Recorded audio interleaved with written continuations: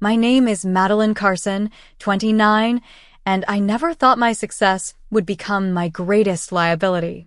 The penthouse I'd sacrificed everything for became the center of family warfare at my sister Brooke's wedding. When my parents demanded I sign it over to the newlyweds, my refusal earned me a stinging slap from my mother that echoed through the reception hall.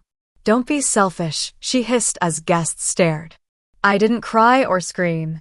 Instead, that slap awakened something in me. My revenge would echo through their lives forever. Before I tell you what happened next, let me know where you're watching from and hit that subscribe button if you've ever had to stand up against family who tried to take what you worked for. Growing up in a middle-class Boston suburb, the dynamics in the Carson family were clear from the beginning. I was the responsible one, while my sister Brooke was the undisputed golden child. 3 years younger than me, Brooke had a natural charm that captivated everyone, especially our parents. Diana and Robert Carson weren't terrible parents.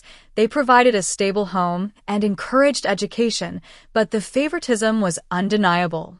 When report cards came home, my straight A's were expected, while Brooke's passing grades were celebrated.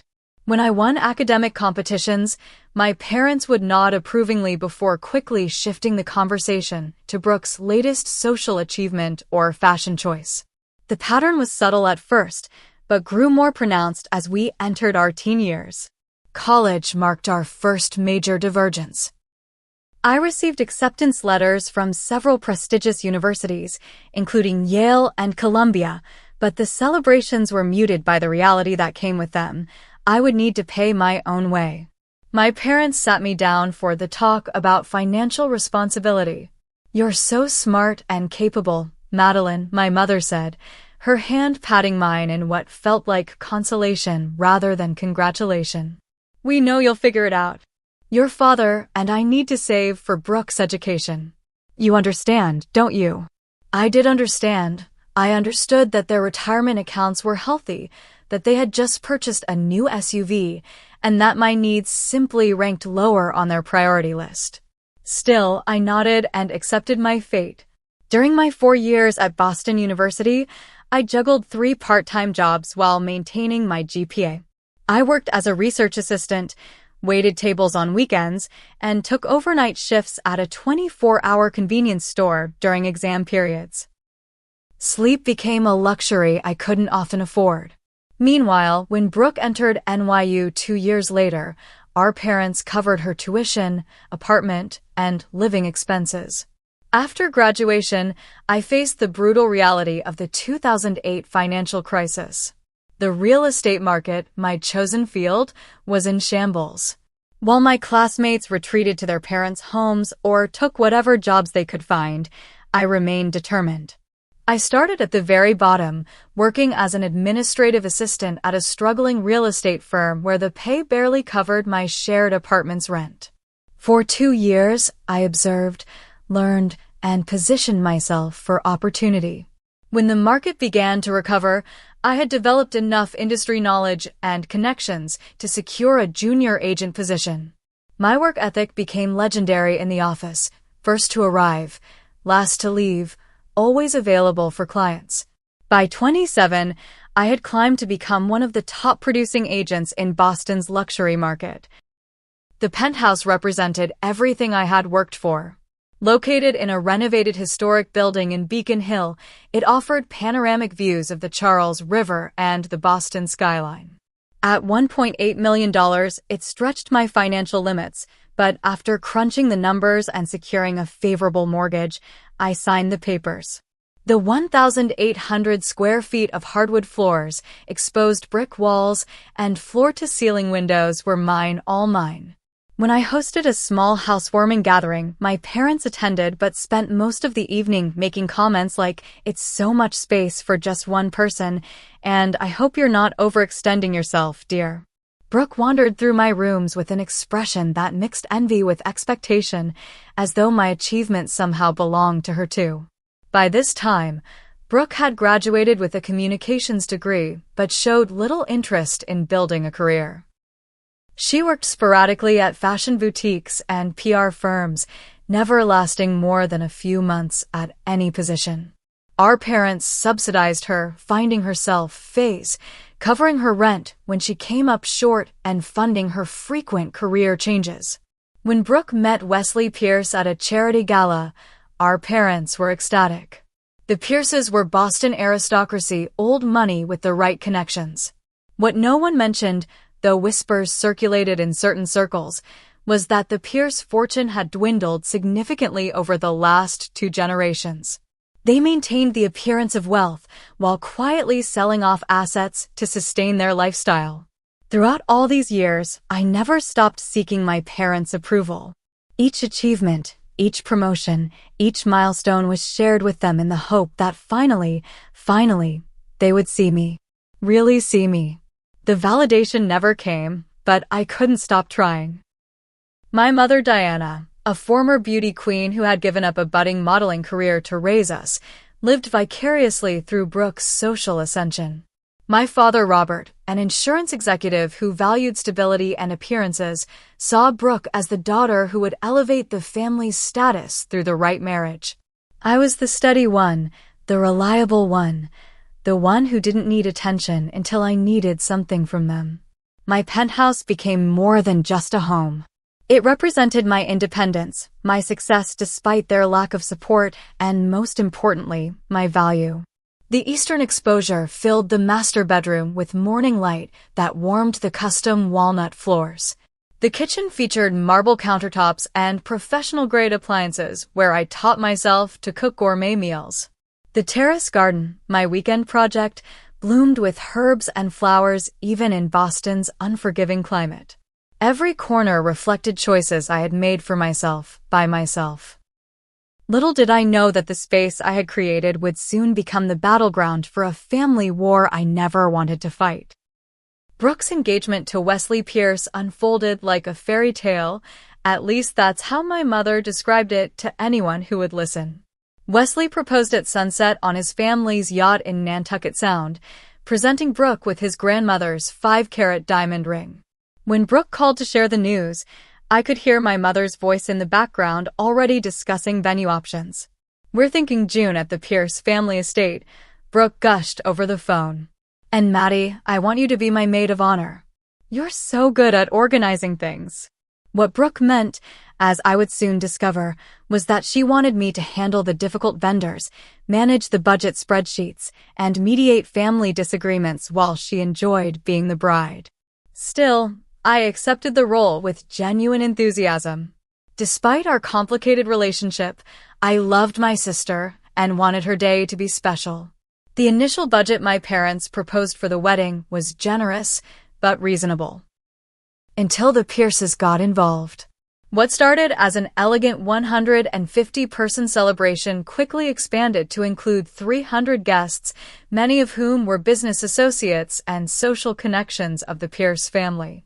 The venue changed from the family estate, which I later learned had been quietly sold 2 years prior, to the exclusive Rosecliff Mansion in Newport, Rhode Island. 3 months before the wedding, my mother called me in a panic. "Madeline, we need to discuss the financial arrangements," she said, her voice tense. "The wedding costs have exceeded our expectations."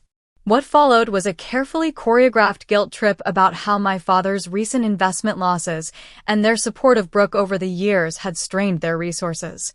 Without directly asking, my mother made it clear she expected me to contribute significantly to the wedding expenses. "We're not asking for much," she said, though no specific amount had been mentioned.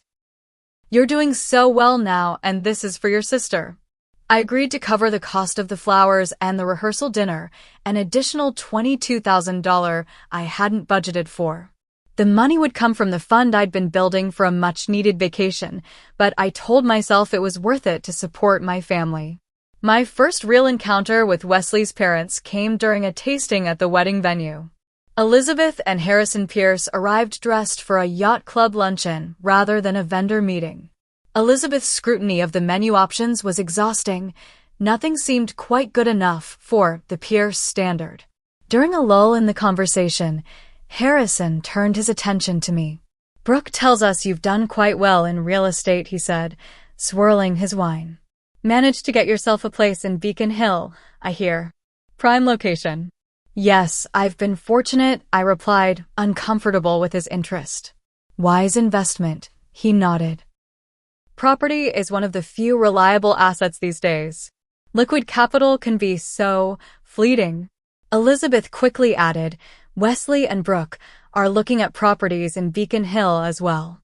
Such a suitable neighborhood for a young couple of their standing. The conversation moved on, but the exchange left me uneasy. Later that evening, I overheard Elizabeth speaking to my mother in hushed tones. Diana, the situation is delicate. The trust doesn't mature until Wesley's 35th birthday. Until then, they'll need a suitable living arrangement that reflects their position. My mother's response was too quiet to catch, but the concerned look on her face spoke volumes. 2 weeks before the wedding, my best friend Ashley Williams joined me for coffee after we'd spent the day addressing last-minute invitation changes.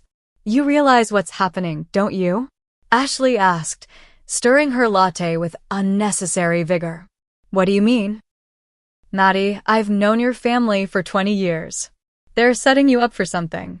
All this talk about Brooke and Wesley needing the right start, the right address, the right everything. They're going to ask you for something big. I dismissed her concerns, but a seed of worry had been planted. That night, I found myself walking through my penthouse, running my fingers along the surfaces I had selected with such care, wondering if Ashley might be right. The rehearsal dinner, which I hosted at an upscale Boston restaurant, should have been a joyful occasion. Instead, it became an uncomfortable preview of what was to come. After several drinks, Harrison Pierce cornered me near the bar. Beautiful place you have, he said, though he had never visited my penthouse. Perfect for entertaining. Brooke mentioned the terrace garden, said it would be ideal for summer cocktails. Brooke hasn't seen my place in almost a year, I replied, confusion evident in my voice. Harrison's momentary discomfort was quickly masked with another sip of his scotch. Must have been Wesley who mentioned it then. Young people today always sharing their aspirations. The night before the wedding, as final preparations reached a fever pitch, my mother found me alone in the bridal suite, organizing Brooke's accessories for the following day. Madeline, she began, her voice adopting the gentle tone she reserved for difficult conversations, you've always been our rock. So independent, so capable. I murmured a thank you, focusing on arranging Brooke's jewelry. Your sister has always needed more guidance, more support, she continued. Her partnership with Wesley is everything we've hoped for her, but they'll need help establishing themselves. I've already contributed to the wedding, Mom, I said, a defensive edge creeping into my voice. Of course, and we're grateful. But a wedding is just one day. Marriage is a lifetime. She paused, choosing her words carefully. You should consider how you might help them build their future together. After all, family is everything. The implication hung in the air between us, but neither of us acknowledged it directly. As she left the room, a chill settled over me that had nothing to do with the air conditioning. The morning of Brooke's wedding dawned with picture-perfect weather, clear blue skies, and a gentle breeze that seemed custom-ordered for the occasion. The ceremony was scheduled for 4 o'clock, allowing ample time for the elaborate preparation process. In the bridal suite, chaos reigned as hairstylists, makeup artists, and photographers circulated among the bridal party. Brooke, naturally, was the calm center of the storm, radiant in her pre-wedding glow. When she stepped into her gown, a custom Vera Wang creation with a 15-foot train, even I felt my breath catch. My complicated, frustrating, beloved sister looked like something from a fairy tale. You look beautiful, Brooke, I said, helping to arrange her train. For a moment, the sister I remembered from childhood, before the competition and expectations, smiled back at me. Thanks, Maddie. For everything. The sincerity in her voice made me hope that perhaps, once the wedding stress passed, we might find our way back to a genuine relationship. The ceremony itself was flawless. Against the backdrop of Rosecliff's oceanfront gardens, Brooke and Wesley exchanged vows while 300 guests looked on. My parents sat in the front row, my mother dabbing at tears with a monogrammed handkerchief, my father beaming with pride.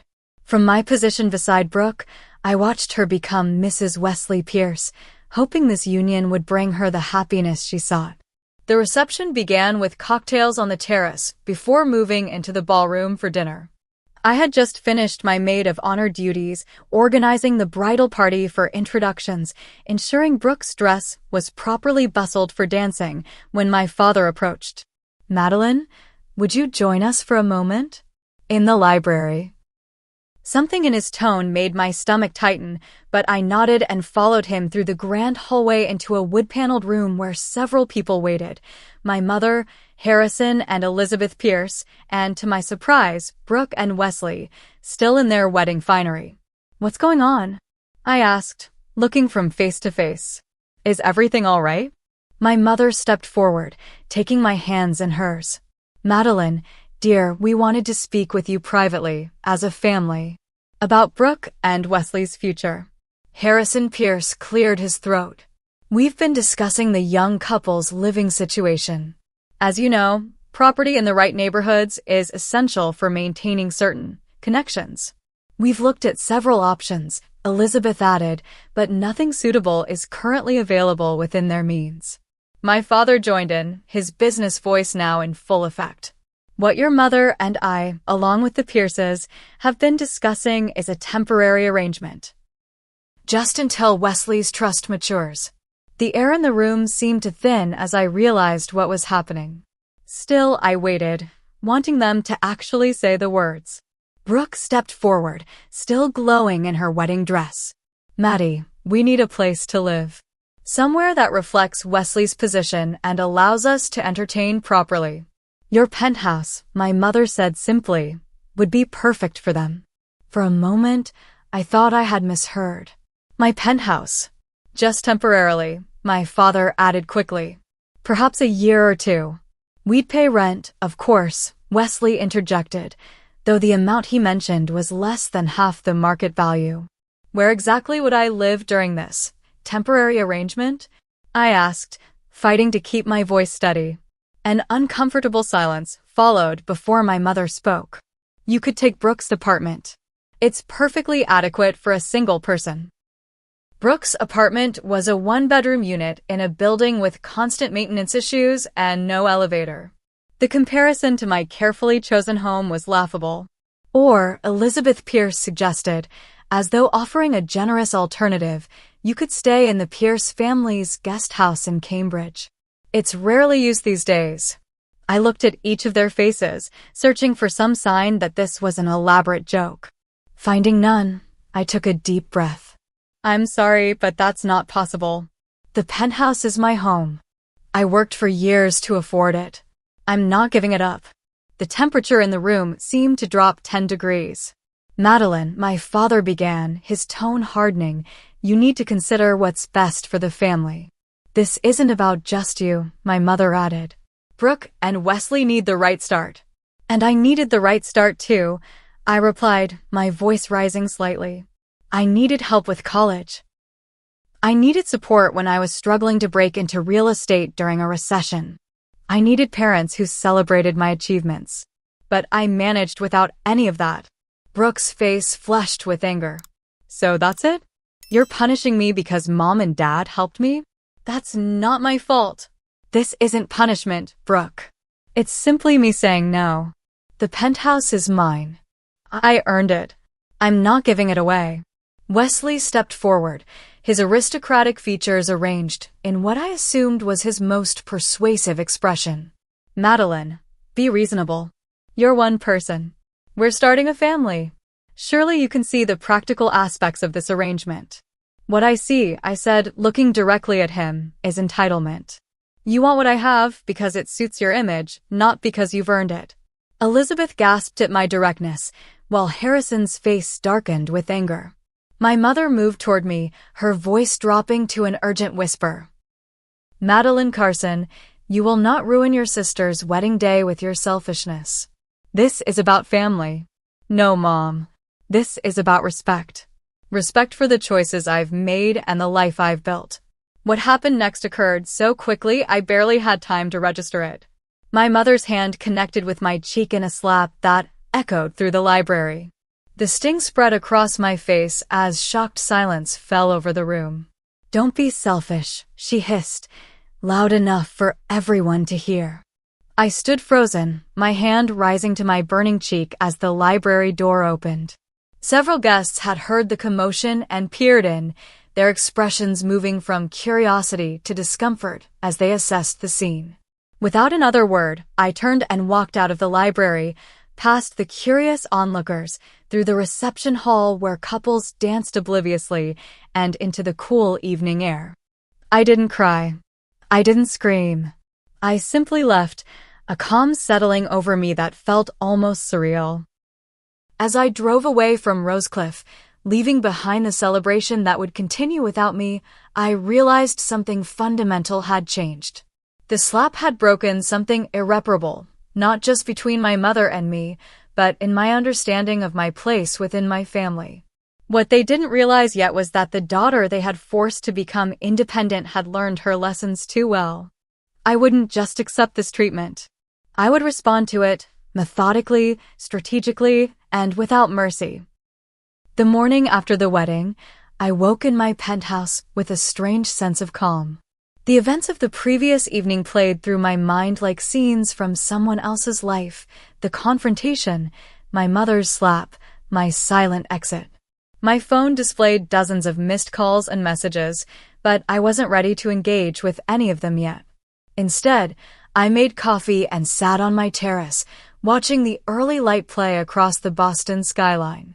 This view, these walls, this space that I had created for myself, they had tried to take it from me as if my achievements were community property to be redistributed according to their whims.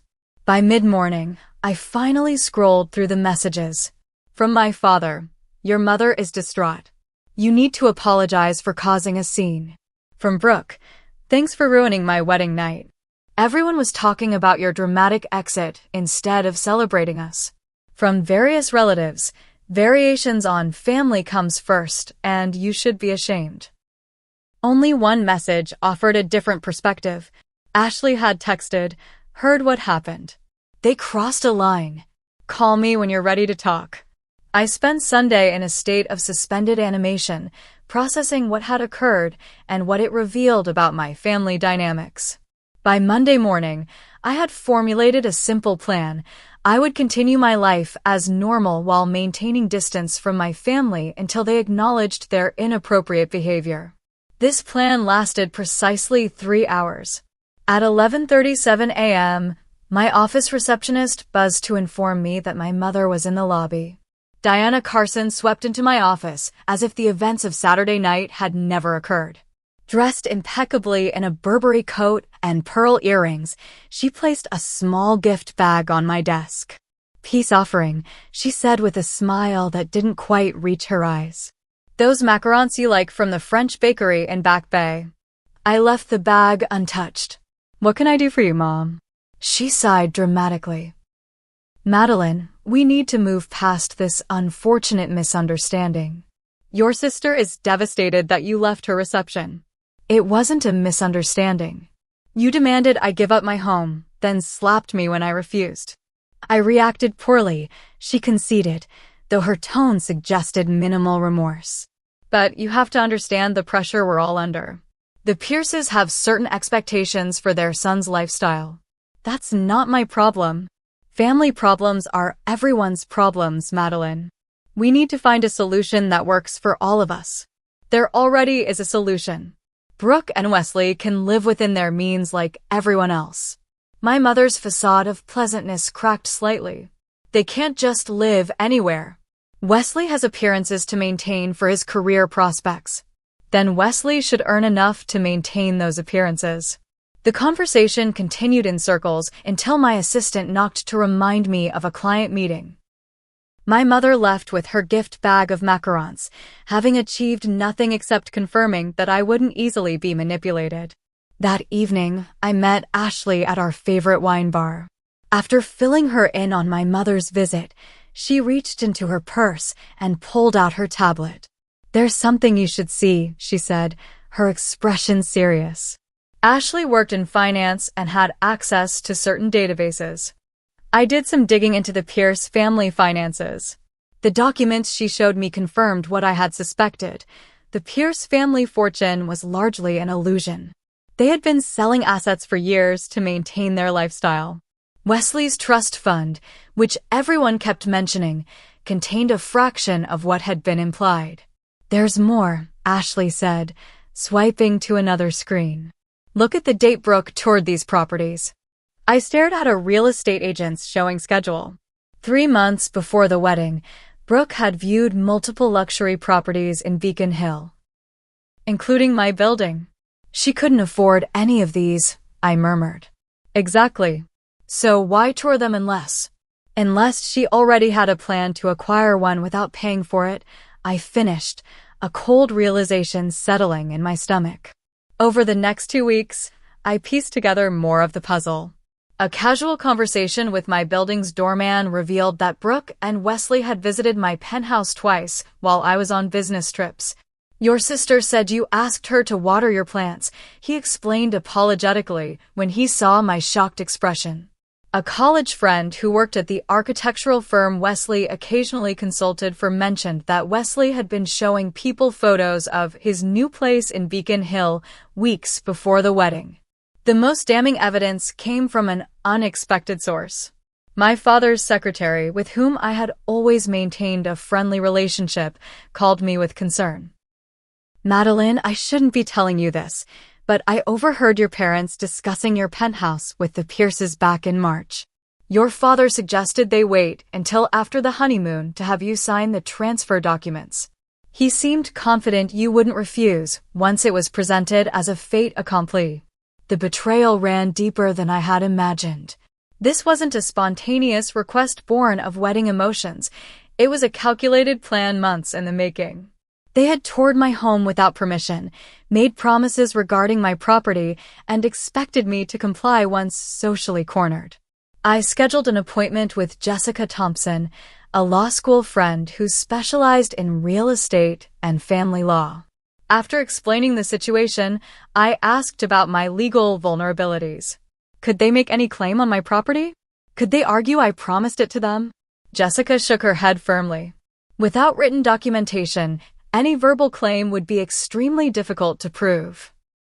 Your property is solely in your name, purchased with your funds and maintained by you. They have no legal standing whatsoever. What about family pressure? Social pressure? That's not a legal issue, Maddie. That's a personal boundary issue.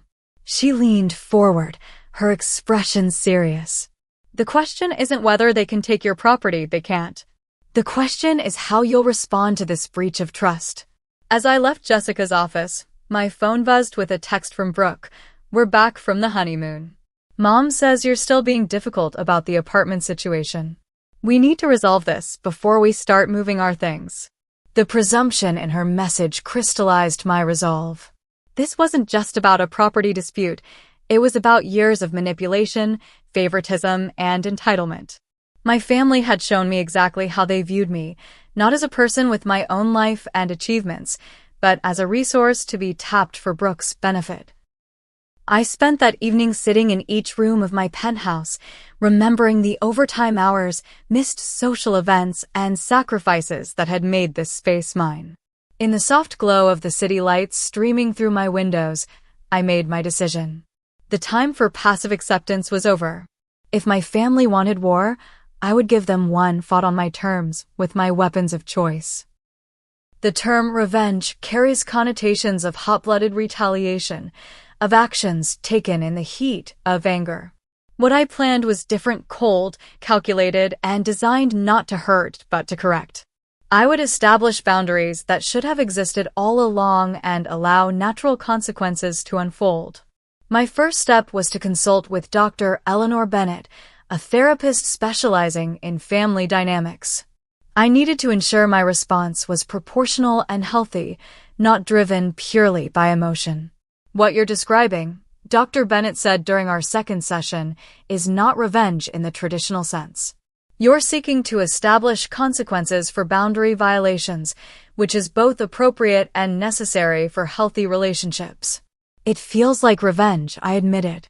That's because you've been conditioned to view any self-protective action as selfish or punitive. Your family has trained you to prioritize their needs above your own. Breaking that pattern will naturally feel uncomfortable. With Dr. Bennett's guidance, I developed a framework for moving forward, one that prioritized my well-being while leaving room for genuine reconciliation should my family choose that path. Armed with this psychological clarity, I turned my attention to practical matters. My profession had equipped me with research skills that I now applied to my own family situation. What I discovered was illuminating. My parents' financial records, accessible through the mortgage refinancing they had initiated for wedding expenses, revealed years of systematic support for Brooke that far exceeded what I had imagined. Beyond college tuition, they had paid off her credit cards multiple times, covered the security deposit and first 6 months' rent for each new apartment she moved to, and even financed a failed jewelry business venture she had abandoned after 3 months. More troubling was the discovery that they had taken a substantial home equity loan to pay for the wedding, a financial strain they had concealed while asking me to contribute additional funds. The $22,000 I had provided hadn't supplemented their budget. It had prevented them from extending themselves even further into debt. Wesley's family situation proved equally revealing. Through industry contacts and public records, I confirmed that the Pierce family had indeed sold their Nantucket estate, along with 2 other properties. Harrison Pierce's investment firm had lost several major clients following a poorly executed merger, and their lifestyle now depended largely on their remaining social capital, connections that could translate into opportunities for Wesley. With this knowledge, I developed a 3-part strategy. First, professional consequences. I would remove myself as the safety net that had enabled my family's financial irresponsibility. This wasn't spite. It was allowing them to experience the natural outcomes of their choices. Second, financial independence. I would protect my assets and create structures that ensured my family could never again attempt to appropriate what I had built. Third, truth revelation. I would strategically share what I had learned with key individuals, not as gossip, but as necessary context for understanding my boundaries. The execution began with practical security measures. I changed the locks on my penthouse and informed the building management and doormen that no one was to be admitted to my unit without my explicit authorization. Not family, not friends, no one. I installed a security system with cameras that would alert me to any attempted entry.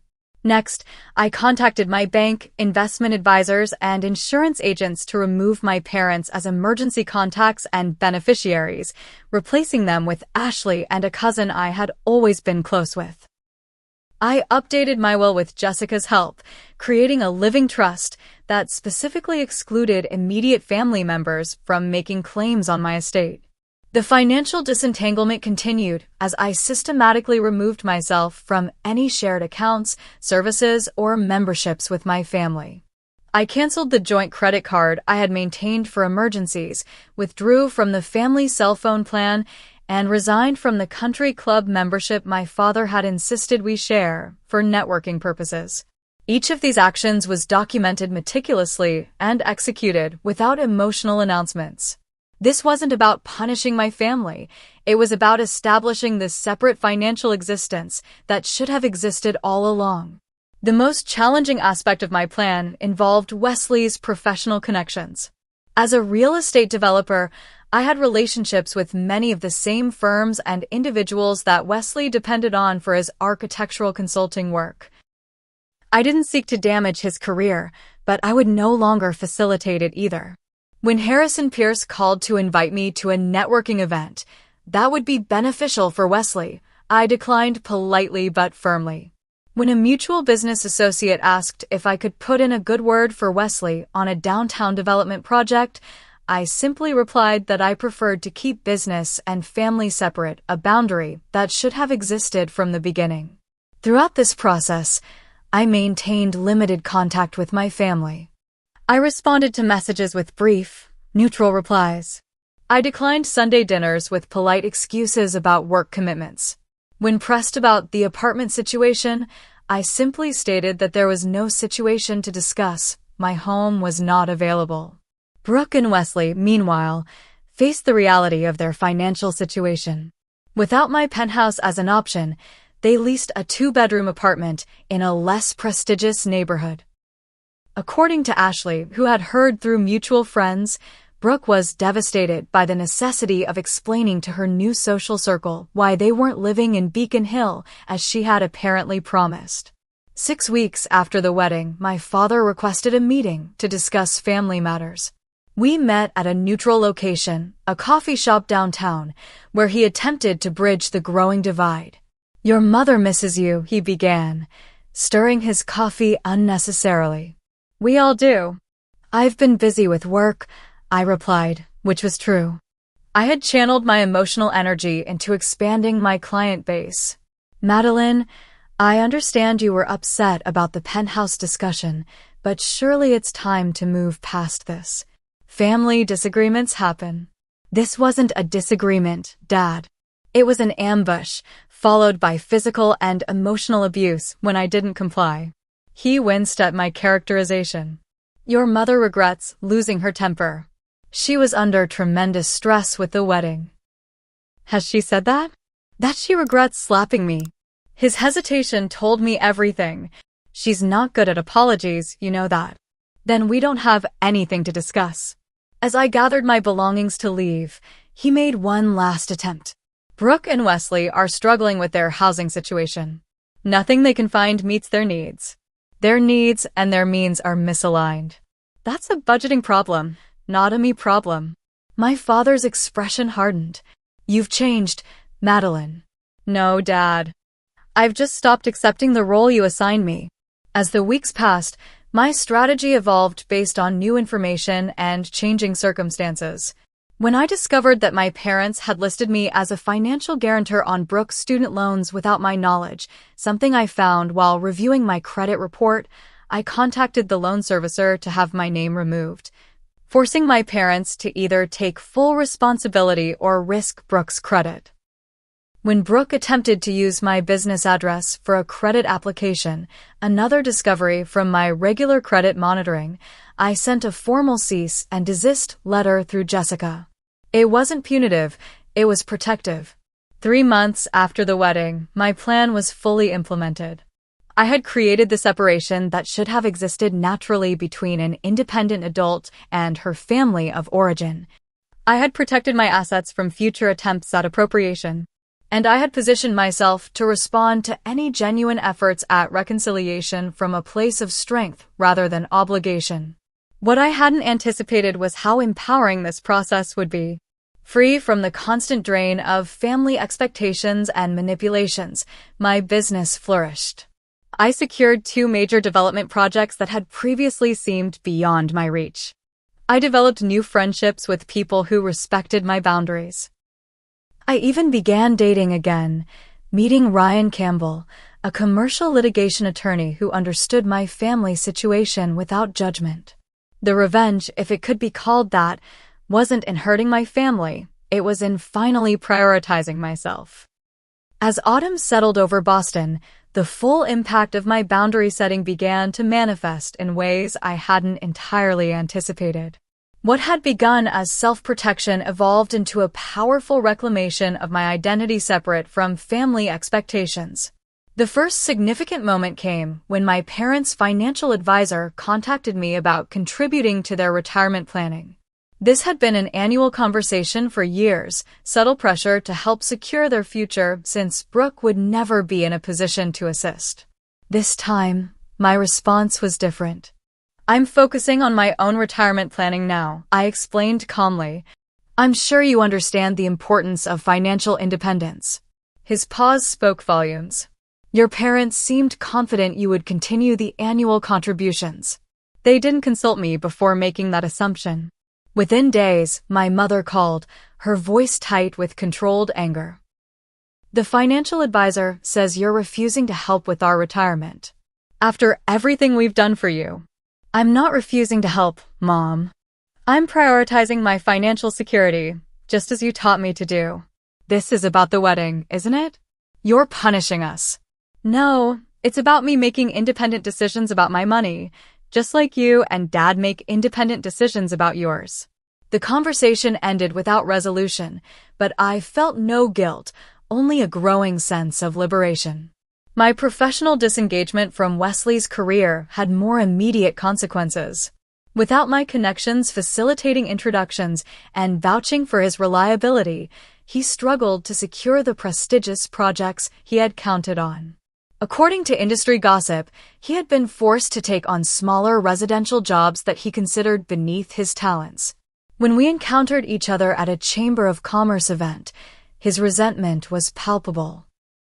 Enjoying your campaign of family destruction, he asked under his breath as we stood near the bar. I'm enjoying professional boundaries, I replied, maintaining my composure. Your career success should never have depended on your sister-in-law. His face flushed. Brooke was right about you. Always keeping score, always holding grudges. Is that what she says? Interesting, considering I paid for a quarter of your wedding without complaint. I walked away before he could respond, leaving him to contemplate the irony of his accusations. The situation with Brooke evolved more slowly.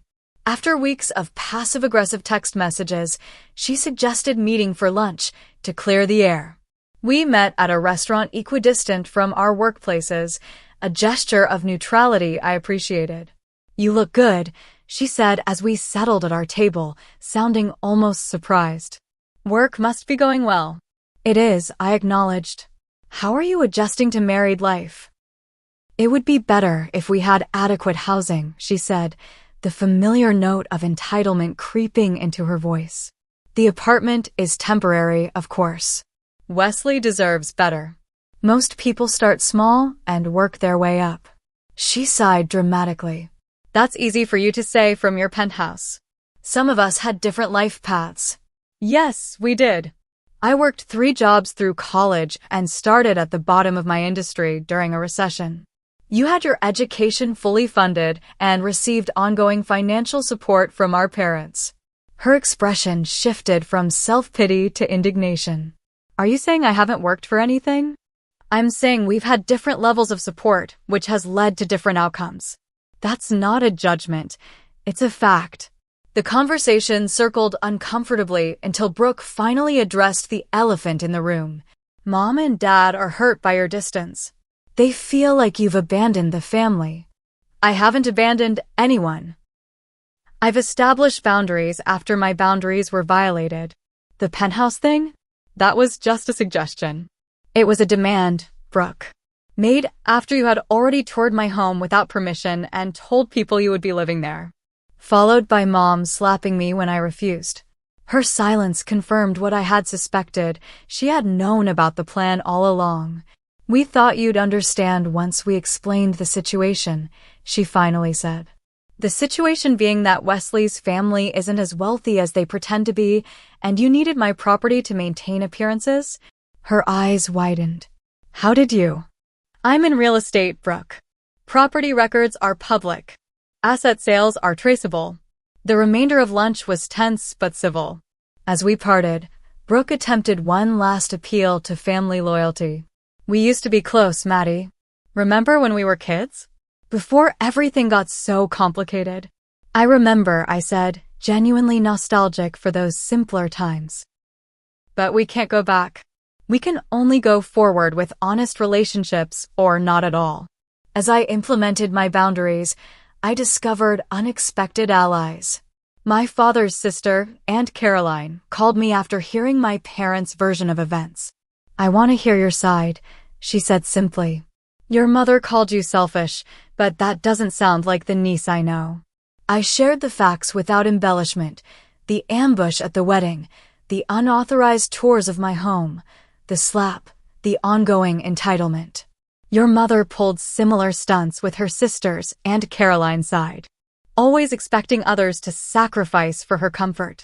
I'm proud of you for standing your ground.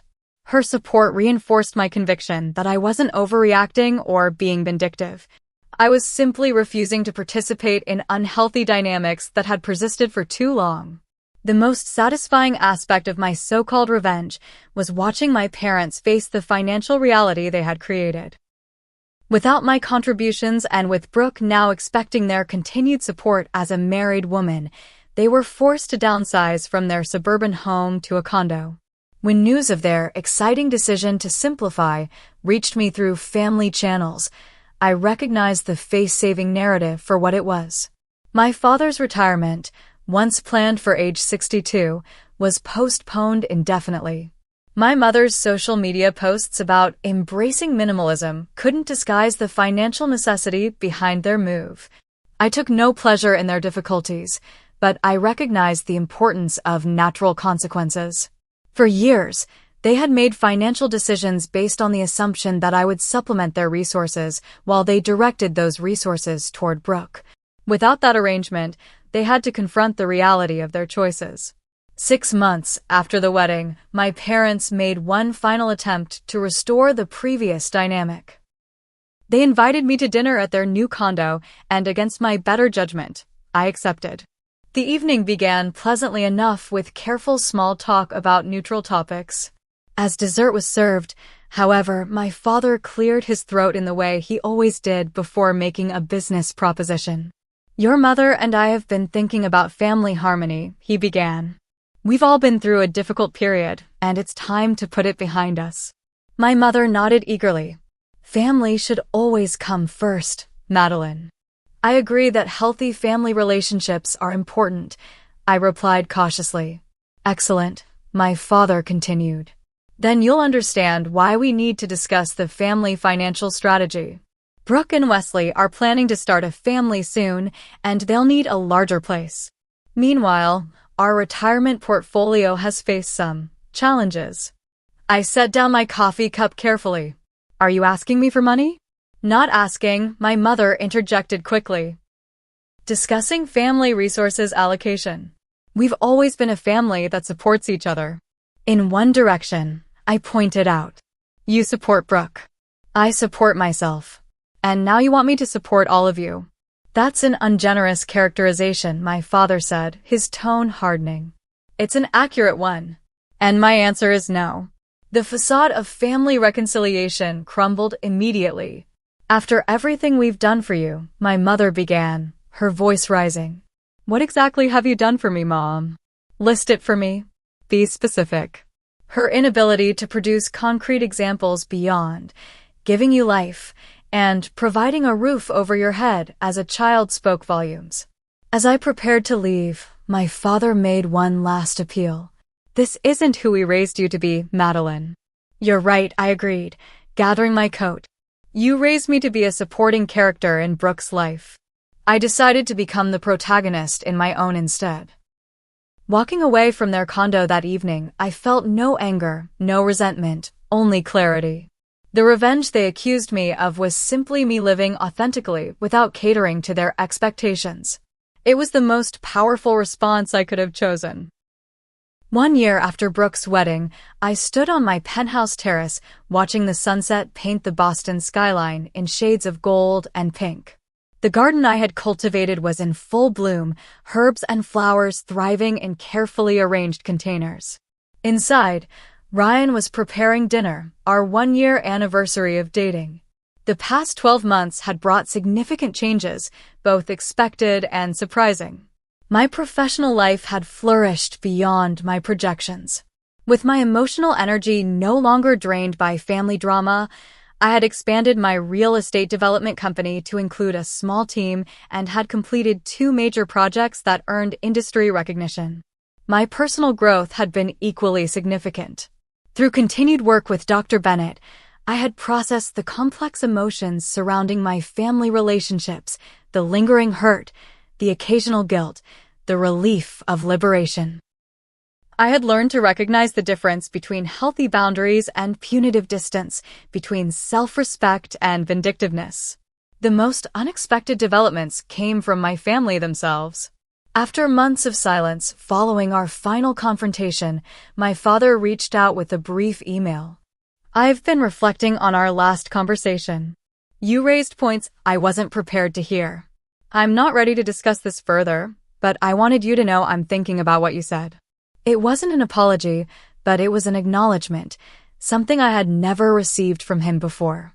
Brooke and Wesley's situation had evolved in ways that validated my decisions. The apartment they had considered beneath them became their permanent residence when Wesley's architectural practice struggled to attract the high-end clients he had counted on. According to family gossip, they had postponed their plans for children due to financial constraints. What surprised me most was my lack of satisfaction in their difficulties. I had expected to feel vindicated, perhaps even pleased, that they were experiencing the natural consequences of their entitlement. Instead, I felt only a distant compassion. Their struggle wasn't my victory, it was simply the reality they had created for themselves. My mother remained the most resistant to our new dynamic. Her attempts to re-establish control ranged from guilt-inducing messages, "I cry myself to sleep wondering where I went wrong with you," to false medical emergencies designed to compel my attention.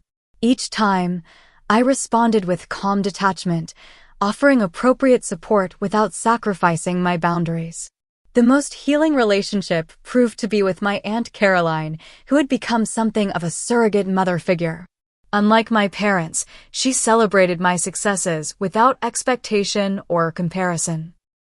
Her wisdom about family patterns helped me understand the generational dynamics that had shaped my mother's behavior. Diana was always told her value was in her beauty and charm, Aunt Caroline explained during one of our regular lunches. When she had daughters, she projected those same measures of worth: beauty for Brooke, utility for you. It doesn't excuse her behavior, but it might help explain it. This context didn't erase the hurt, but it allowed me to view my family with more compassion and less resentment, a perspective that proved invaluable when a family crisis emerged. 3 months ago, my father suffered a minor heart attack. Despite our strained relationship, I didn't hesitate to visit him in the hospital. I arranged for a second opinion from a cardiologist in my professional network and helped navigate the insurance paperwork that overwhelmed my mother. What I didn't do was equally important. I didn't offer financial assistance beyond practical support. I didn't move back into their orbit of control. I maintained my boundaries while offering appropriate compassion. During one hospital visit, as my father dozed and my mother stepped out to speak with the doctor, Brooke and I found ourselves alone in the waiting room. "I've been thinking about the wedding," she said abruptly. "About what happened with you and Mom." I waited, giving her space to continue. "I always thought you were the lucky one, having your own place, your career, your independence. I never saw how hard you worked for it because I never had to work that hard. Everything just came to me." We had different paths, I acknowledged. But I expected your path to benefit me in the end. We all did. She met my eyes directly. "I'm sorry, Maddie. What we tried to do with your penthouse was wrong. It wasn't a complete reckoning, but it was a start, the first genuine acknowledgement from any family member that my boundaries were justified."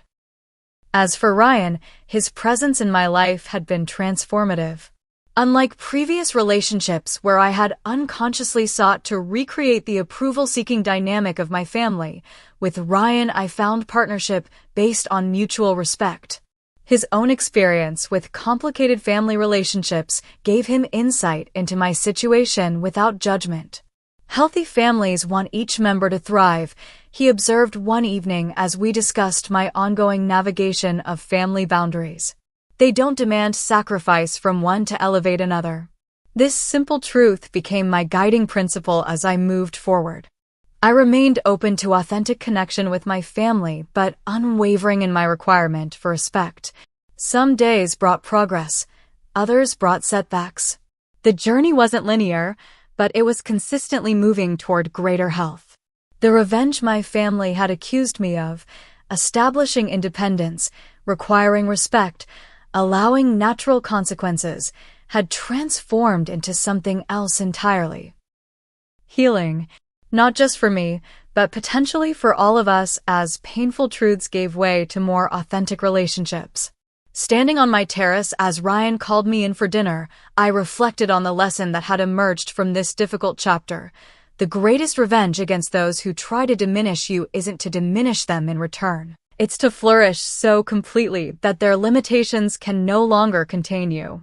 My penthouse, once the battleground for family warfare, had reclaimed its rightful status as my sanctuary, a space I had earned, created, and protected.